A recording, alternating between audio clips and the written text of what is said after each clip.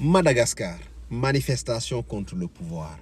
Le pouvoir de Andry Rajoelina.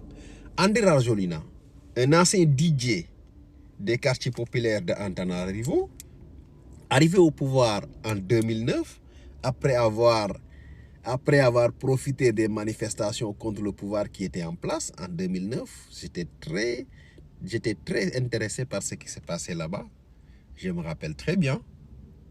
Il est arrivé au pouvoir en 2009. En 2014, il demande la nationalité française pour lui, sa femme et ses 3 enfants.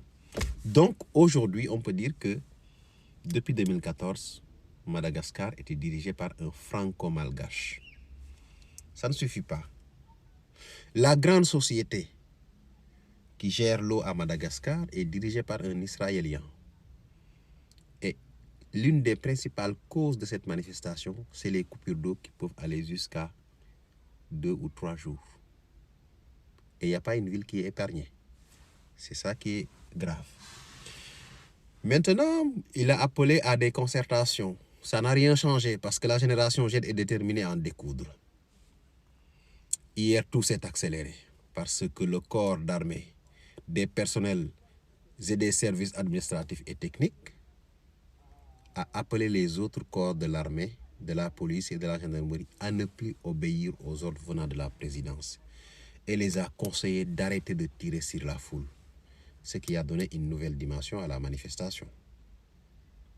Vous me comprenez, j'espère, jusqu'à présent. Aujourd'hui, ce corps d'armée est tout simplement qui a ouvert son quartier général et c'est de là que viennent les ordres qui encourent ou qui couvrent ou qui encadrent toutes les manifestations. Et après cela, vous avez un communiqué de la présidence aujourd'hui à 6h30 qui dit que depuis 6 heures qu'il y a une tentative de prise de pouvoir illégale. C'est-à-dire un coup d'État. C'est une manière de dire qu'il y a un coup d'État en cours. Et plus inquiétant, depuis lors, on n'a aucune nouvelle du président. Andry Rajoelina a disparu. Est-ce que c'est ses proches qui l'ont caché? Est-ce que c'est des militaires toujours fidèles à lui, capables, prêts à en découdre, qui le protègent? On ne sait pas, on n'a pas eu de nouvelles.